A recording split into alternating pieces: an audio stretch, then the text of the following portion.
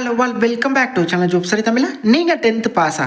நீங்கள் 10th எடுத்துக்கக்கூடிய மார்க்கை வச்சு போஸ்ட் ஆஃபீஸ் டிபார்ட்மெண்ட்டில் வேலை பெற முடியும் அப்படின்னா நீங்கள் ஏன் அதை மிஸ் பண்ணணும்? Post office GDS notification already இந்த நோட்டிஃபிகேஷன் ரிலீஸ் ஆகியிருக்கணும், பட் ரிலீஸ் ஆகலை. எப்போ நியூவாக ரிலீஸ் ஆக போகுது அப்படிங்கிற நியூ டேட்ஸும் ஏன் டிலே ஆகுது அப்படிங்கிற காரணமும் வெளியாகியிருக்கு. ப்ளஸ் இந்தியா முழுவதும் 28,000 ப்ளஸ் வேக்கன்சி. நம்ம தமிழகத்துக்கு எவ்வளோ வேக்கன்சி, என்ன ஏஜ் லிமிட், என்ன குவாலிஃபிகேஷன், எப்படி ஷார்ட் லிஸ்ட் பண்ணுறாங்க, இந்த ஜாபோட நேச்சர் எப்படி இருக்கும், ஏன் இதுக்கு இவ்வளோ லட்சம் பேர் வெயிட் பண்ணுறாங்க, எல்லாத்தையுமே டீட்டெயிலாக நான் இந்த வீடியோவில் சொல்கிறேன். இந்த வீடியோவை ஸ்கிப் பண்ணாமல் அப் டு எண்ட் வரையும் பார்த்தா தான் இதுக்கு எப்படி அப்ளை பண்ணுறது, பண்ணால் நமக்கு கிடைக்குமா, இது போன்ற விஷயங்கள் எல்லாமே உங்களுக்கு தெளிவாக புரியும். எனக்காக இந்த வீடியோ குறைய லைக் மட்டும் பண்ணுங்கள். ஓகே, இந்த ஜிடிஎஸ் நோட்டிஃபிகேஷனை பொறுத்தவரையும் கடந்த ஜனவரி 15 ரிலீஸ் ஆகியிருக்கணும், ஆனால் ரிலீஸ் ஆகலை. இப்போ என்ன சொல்கிறாங்க அப்படின்னா ஆன்லைன் ரிஜிஸ்ட்ரேஷன் வர 31/1, அதாவது வர ஜனவரி 31 ஓப்பன் ஆகும் அப்படின்னு சொல்லியிருக்காங்க. ரிவைஸ்டு டைம்லைன்ஸ் கொடுத்துருக்காங்க, அதாவது டேட்ஸ் ரிவைஸ் பண்ணியிருக்காங்க. ஓகே, எதனால் இந்த டிலே அப்படின்னா இந்த ஜிடிஎஸ் வேலைவாய்ப்பு ஆல் இந்தியா முழுவதும் சேம் டைமில் ரிலீஸ் பண்ணுவாங்க, இருக்கக்கூடிய எல்லா ஸ்டேட்ஸ்லையுமே. சில குறிப்பிட்ட ஸ்டேட்ஸில் பார்த்திங்கன்னா வேக்கன்சி டீட்டெயில்ஸ் இன்னும் அப்டேட் ஆகாதனால இது டிலே ஆகுது அப்படின்னு சொல்கிறாங்க.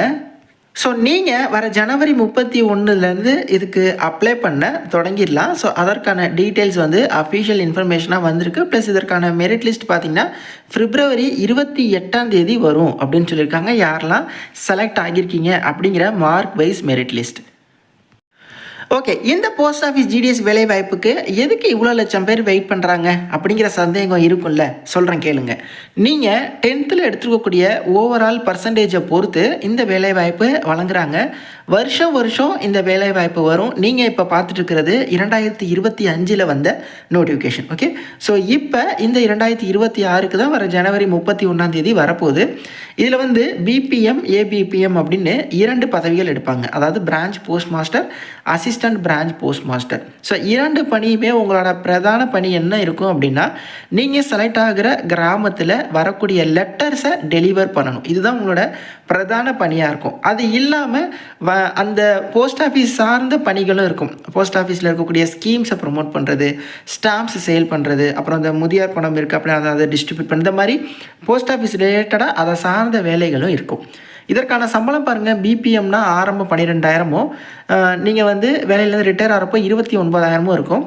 ஏபிபினா ஆரம்பம் 10,000, ரிட்டையர் ஆகிறப்போ 24,000 வரையும் இருக்கும். ஓகே, இந்த வேலைவாய்ப்பு ஒரு அரசு வேலைவாய்ப்பா அப்படின்னா இல்லை, கவர்மெண்ட் ஜாப் கிடையாது, பட் பர்மனெண்ட் ஆப்பர்ச்சுனிட்டி தான். டெம்பரரியோ கான்ட்ராக்ட் பேசிக்ஸாக அதெல்லாம் கிடையாது, நிரந்தர வேலை தான். ஆனால் அரசு வேலை கிடையாது. அதாவது ஒரு அரசு அதிகாரிக்கு உள்ள மாதிரியான அந்த பெனிஃபிட்ஸு, அடிஷ்னல் பெனிஃபிட்ஸ் அதெல்லாம் இருக்காது. ஆனால் இது நிரந்தர வேலை தான், உங்களை வேலையிலேருந்துலாம் எடுக்க மாட்டாங்க. ஓகே ப்ரோ, நான் எப்படி அரசு வேலைக்கு இதிலேருந்து போகிறது அப்படின்னா அதுக்கும் பாசிபிலிட்டி இருக்குது. நீங்கள் இந்த ஜிடிஎஸ்ஸாக ஒரு 3 வருஷம் வேலை பார்த்துட்டிங்கன்னா போஸ்ட் ஆஃபீஸ் டிபார்ட்மெண்ட்லேருந்து எம்டிஎஸ் அப்படிங்கிற நோட்டிஃபிகேஷன் வரும். அதுக்கு நீங்கள் எக்ஸாம் எழுதி போகலாம். அதாவது யாரெல்லாம் ஜிடிஎஸ்ஸாக இருக்காங்களோ அவங்க மட்டும் அட்டன் பண்ணுற மாதிரி எம்டிஎஸ் அப்படிங்கிற நோட்டிஃபிகேஷன் வரும். அதில் நீங்கள் அட்டன் பண்ணி செலக்ட் ஆகிட்டீங்கன்னா நீங்கள் நிரந்தர அரசு வேலைக்கு போயிடுவீங்க. ஸோ இந்த வேலை அப்படிங்கிறது ஓகே தான், நிரந்தர வேலை தான், சொந்த கிராமத்திலே ஒரு டீசெண்டான சம்பளம், அந்த விதத்தில் ஓகே தான். இந்த வேலைவாய்ப்பை பற்றி சொல்கிறப்போ இதில் இருக்கக்கூடிய பாசிட்டிவையும் சொல்லணும், நெகட்டிவையும் சொல்லணும், அதுதானே முக்கியம். இதற்கான வயது வரம்பு 18 40 வயசு வரை உள்ள ஆண்கள் பெண்கள் அப்ளை பண்ணிக்கலாம். பெண்களும் தகுதி தான். நிறைய பெண்கள் இப்போ ஆல்ரெடி ஒர்க் பண்ணிகிட்டு இருக்காங்க. எஸ்சி எஸ்டினா ப்ளஸ் 5 இயர்ஸ் சேர்த்துக்கோங்க, 45 வயது வரையும். பிசி எம்பிசி டிஎன்சி பிசிஎம்னா ஓபிசியில் வருவீங்க, ப்ளஸ் 3 இயர்ஸ் சேர்க்கோங்க, 43 வயது வரையும் அப்ளை பண்ணிக்கலாம்.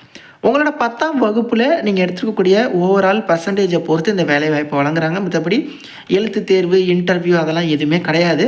ஆனால் இப்போ ரீசெண்டாக 2025 ஒரு டாக் போயிட்டுருக்கு, ஜிடிஎஸ்க்கு எழுத்து தேர்வு வைக்கணும் அப்படிங்கிற மாதிரி. பட் அது இன்னும் நடைமுறை ஆக்கலை, அமலுக்கு வரல. நியூ நோட்டிஃபிகேஷன் வரட்டும், இதை பற்றி எதுவும் சொல்லியிருக்காங்களா அப்படிங்கிறதையுமே நம்ம பொறுத்திருந்து பார்க்கலாம். என்னை பொறுத்த வரையும் இருக்காது.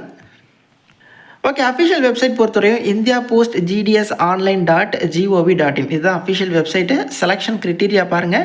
So system based generated merit list மூலமாக, அதாவது இப்போது மொத்தமாக 28,000 வேக்கன்சி, நம்ம தமிழகத்துக்கு ஒரு 2,000 ப்ளஸ் வேக்கன்சி. ஓகேவா? ஸோ 2,000 ப்ளஸ் வேக்கன்சிக்கு தமிழகம் முழுவதும் கிட்டத்தட்ட ஒரு 5 லட்சம் பேர் அப்ளை பண்ணுறாங்கன்னு வச்சுப்போம். 5 லட்சம் பேரில் எந்தெந்த கிராமத்தில் யார் ஃபஸ்ட்டு அப்படிங்கிறத நம்மலாம் நோட் பண்ணிகிட்டு இருக்க முடியாது. ஆட்டோமேட்டிக்காக சிஸ்டமே ஜென்ரேட் பண்ணிடும், அந்த சாஃப்ட்வேரே ஜென்ரேட் பண்ணிடும். ஸோ அந்த கிராமத்தில் அந்த கம்யூனிட்டியில் யார் ஃபஸ்ட்டு அப்படிங்கிறது நம்ம ஆன்லைனில் அப்ளை பண்ணுறோம்ல, அதை பொறுத்து. ஸோ அதனால தான் உங்களுக்கு இதற்கான ரிசல்ட்டை இவ்வளோ சீக்கிரமாக ஒரு மாத காலத்திலலாம் ரிலீஸ் பண்ண முடியுது.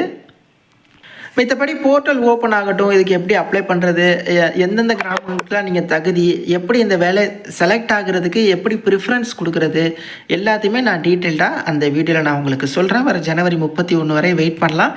ஃபோட்டோ, சிக்னேச்சரு, ஃபீஸு எல்லாமே நீங்கள் வந்து பே பண்ணுற மாதிரி இருக்கும். எஸ்சி எஸ்டி அனைத்து பிரிவை சேர்ந்த பெண்கள் அவங்களுக்குலாம் வந்து ஃபீஸ் அப்படிங்கிறது இல்லை. ஓகே, இப்போ 10ஆம் வகுப்பில் எவ்வளோ பர்சன்டேஜ் எடுத்திருந்தால் இந்த வேலை கிடைக்க பாசிபிலிட்டி இருக்குது அப்படின்னா, சிங்கிள் லைனில் சொல்லணும் அப்படின்னா, நீங்கள் அதாவது 10ஆம் வகுப்பில் 98% மேலே இருக்கீங்கன்னா ட்ரை பண்ணி பார்க்கலாம். அப்படி இருந்தால் ஒரு வாய்ப்பு இருக்குது அப்படின்னு சொல்கிறேன். ஸோ அப்படி 98 கிடச்சிரும் அப்படின்னு கிடையாது. ஒரு 98% மேலே இருந்தால் ஒரு ட்ரை கொடுத்து பார்க்கலாம். நீங்கள் இன்கேஸ் இடபிள்யூஎஸில் வரீங்க அப்படின்னா நீங்கள் என்ன பர்சன்டேஜாக இருந்தாலும் ட்ரை பண்ணுங்கள். மாற்றுத்திறனாளி நண்பர்களாக நீங்கள் என்ன பர்சன்டேஜாக இருந்தாலும் ட்ரை பண்ணுங்கள்.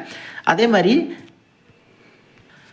இதில் வந்து மற்ற வேலைவாய்ப்பை மாதிரி பொது பிரிவினர்னால் அதிகமாக இருக்கும், எஸ்சி எஸ்டி பிரிவினர்னால் கம்மியாக இருக்கும் அப்படிலாம் கிடையாது. பொது பிரிவினர், எஸ்சி எஸ்டி எல்லாருக்குமே 98% மேலே எடுத்திருந்தால் வாய்ப்பு இருக்குது. ஒரு 95% மேலே இருந்தால் நீங்கள் ஒரு ட்ரை பண்ணி பார்க்கலாம். அதாவது இந்த போஸ்ட் ஆஃபீஸ் வேலைவாய்ப்பை பொறுத்தவரை இவ்வளோ பர்சன்டேஜ் தான் உங்களுக்கு கிடச்சிரும் அப்படிலாம் சொல்லவே முடியாது. இது முழுக்க முழுக்க லக்கை பேஸ் பண்ணது தான். நீங்கள் அப்ளை பண்ணுற கிராமத்தில் நீங்கள் முதல்ல இருக்கீங்க அப்படின்னா அது உங்களுக்கு. அதே மாதிரி நீங்கள் 2வது இடத்துல இருக்கீங்க, அப்ளை பண்ணுற இடத்துல நீங்கள் 2வது இடத்துல இருக்கீங்க, உங்களுக்கு முன்னாடி ஒருத்தர் செலக்ட் ஆகியிருப்பார்ல, அவர் அந்த வேலையில் ஜாயின் பண்ணலை, இல்லை டாக்குமெண்ட் வெரிஃபிகேஷனில் ஃபெயில் ஆகிட்டார், இல்லை வேலையில் சேர்ந்து எனக்கு பிடிக்கலன்னு வெளியில் வந்துட்டார்னா 2வது இருக்கிறவங்களுக்கு வாய்ப்பு கிடைக்கும். ஓகே, ஸோ இந்த மெரிட் லிஸ்ட் கிட்டத்தட்ட ஒரு 6 மெரிட் லிஸ்ட் ரிலீஸ் பண்ணுவாங்க. இதை பற்றின தகவல் எல்லாமே நான் நோட்டிஃபிகேஷன் வந்தோன்னு நான் உங்களுக்கு தெரியப்படுத்துகிறேன். நீங்களும் இன்னும் இது தொடர்பாக ரிசர்ச் பண்ணுங்கள். இந்த ஜிடிஎஸ் யார் ஒர்க் பண்ணுறாங்களோ அவங்கள பிடிங்க, வேலை எப்படி இருக்குது, எப்படி செலக்ட் ஆனீங்க, இந்த தகவல் எல்லாமே கேளுங்க. உங்களுக்கு பிடிச்சிருக்குன்னா நீங்கள் ப்ரொசீட் பண்ணுங்கள். தேங்க்ஸ் ஃபார் வாட்சிங். Take care and bye. Tata.